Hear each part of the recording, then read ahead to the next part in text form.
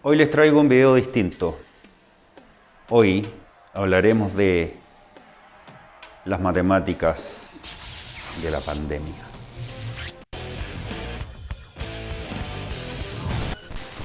Desde siempre las pandemias han sido fuente de terror para el inconsciente colectivo. Los ejemplos abundan. Partiendo de las plagas bíblicas que asolaron Egipto, pasando por la peste negra y la bubónica, hasta llegar incluso al preocupante clima contemporáneo. Sin embargo, no en todas las épocas la respuesta de la humanidad ha sido la misma. Actualmente ya no nos limitamos a suponer que las pandemias son solo el castigo de alguna divinidad, sino que a través del conocimiento científico y matemático hemos sido capaces, como humanidad, de encontrar explicaciones y posibles soluciones para este tipo de circunstancias. Enfrentar una pandemia es como entrar en una guerra. Se pelea por varios frentes. Del mismo modo, todas las áreas del saber tienen algo que aportar. La matemática, por supuesto, no puede ser la excepción. Por ello, es por lo que podemos hablar de modelización matemática de los procesos contagiosos y, más específicamente, la formulación de indicadores confiables para evaluar la evolución del virus con el paso del tiempo. Estas herramientas son de suma importancia para evaluar y dar valor al desarrollo de las epidemias, como lo es la actual. Un ejemplo de lo anterior es el siguiente. En 1927 el militar Anderson Ray McKendrick y el químico William Ogilvy Kermack crearon el modelo SIR, sigla que significa susceptibles, infectados, recuperados. Lo que hace este modelo de análisis es dividir a la población en tres: los susceptibles, que son los individuos bajo el riesgo de contraer la enfermedad y representados por S sub T, los infectados representados por I sub T y por último los recuperados representados por R sub T. Lo curioso de la última categoría es que se refiere tanto a las personas que logran salir de la enfermedad como a quienes fallecen producto de esta. El punto de la categoría de recuperados es simplificar el modelo matemático, ética aparte. El modelo de Anderson Ray y William, como dijimos, busca predecir la evolución del virus en un nivel temporal usando tres ecuaciones diferenciales. Cada una de ellas relaciona la cantidad de miembros de una población con el de su respectivo tipo de población. De esa forma se establece de qué modo aumenta la cantidad de infectados cuando entran en contacto infectados y susceptibles, y además cómo disminuye al aumentar la cantidad de recuperados, ya sea que superen la enfermedad o mueran. Los parámetros del modelo varían tomando en cuenta las características propias de la infección. Estas son tamaño de la población, tasa de contagio, periodo de la infección, junto con un largo etcétera. Este sistema de ecuaciones ha sido estudiado por largo tiempo y ha permitido en varias ocasiones estimar la incidencia de una pandemia.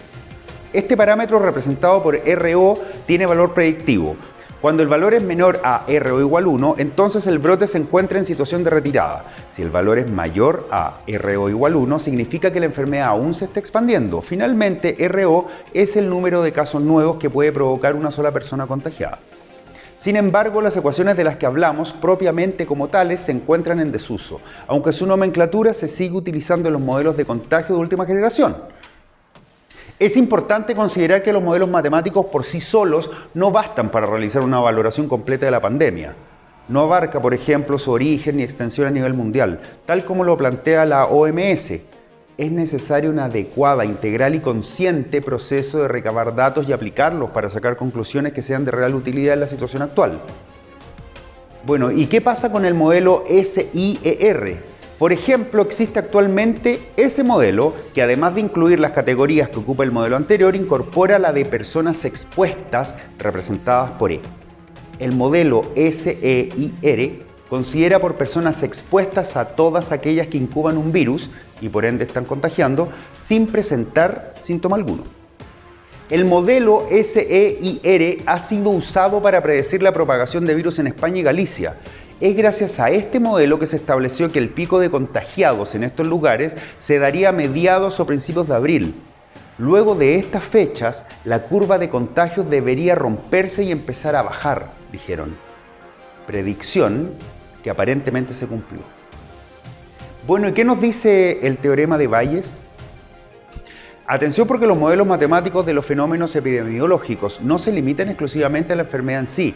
Las predicciones y planes de acción que provee la actividad matemática también pueden ayudar a prever la coyuntura que rodea la pandemia. El teorema de Bayes, por ejemplo, tiene por objetivo tratar de predecir la probabilidad de que un evento ocurra basándose en la cantidad de conocimiento que las personas almacenan acerca de ese mismo suceso. La información a priori muta, modifica y cambia a medida que nueva información es recopilada y se incorpora al sistema mental. Los conocimientos previos se actualizan y, en consecuencia, se crea nueva información. Este teorema, en el caso de las pandemias, se ocupa para discernir qué sectores de la población es necesario vacunar primero, o de qué modo, en función de las mismas características de la enfermedad y de la conveniencia económica de las medidas. Tal vez conviene más vacunar a los niños primero, puesto que son los que tienen mayores probabilidades de sobrevivir. O tal vez es mejor idea vacunar prioritariamente a los ancianos porque son los mayores transmisores de la enfermedad. El teorema de Bayes incorpora toda la información posible para que los ejecutores del sistema de salud, es decir, enfermeros y doctores, apliquen las mejores medidas matemáticamente posibles para el control de la pandemia.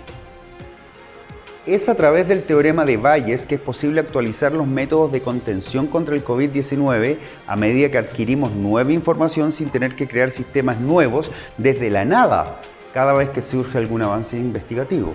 Es una forma de ahorrar tiempo y esfuerzo cuyo desperdicio se traduciría en pérdidas humanas.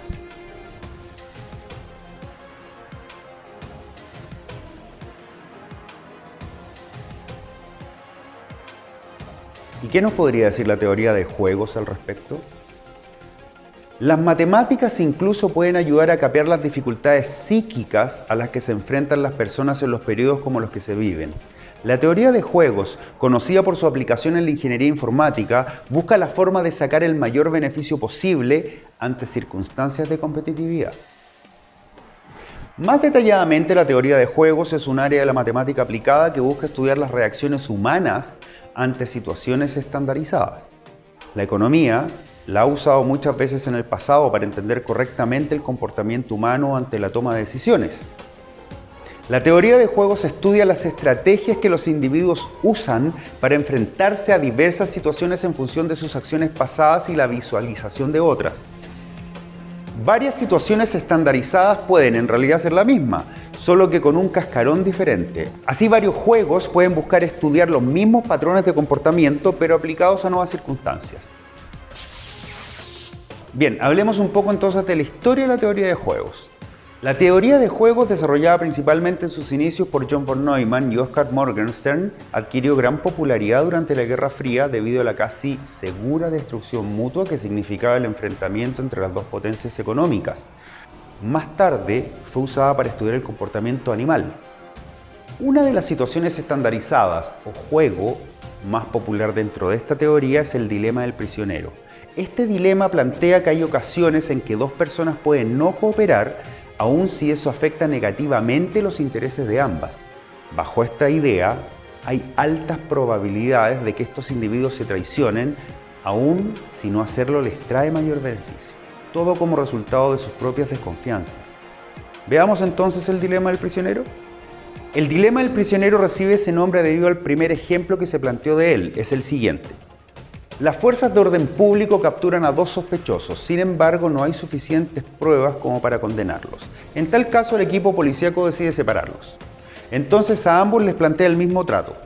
Si uno confiesa y su cómplice no, el cómplice será condenado a la pena total, 10 años, y el primero será liberado. Si uno calla y el cómplice confiesa, el primero recibirá esa pena y será el cómplice quien salga libre. Si ambos confiesan, ambos serán condenados a 6 años.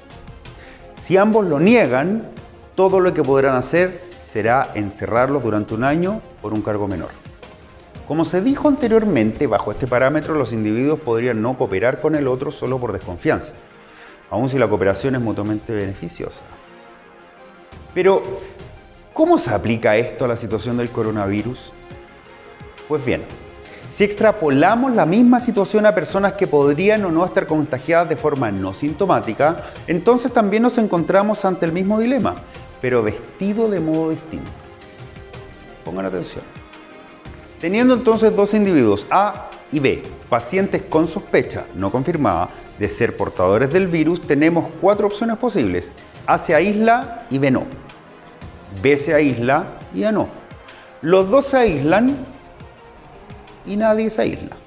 La única opción entonces mutuamente beneficiosa es la tercera. Sus riesgos. El privar a un no contagiado de libertad supera ampliamente el costo de no hacerlo, que es el contagio. En las otras tres solo podemos hablar de pérdida.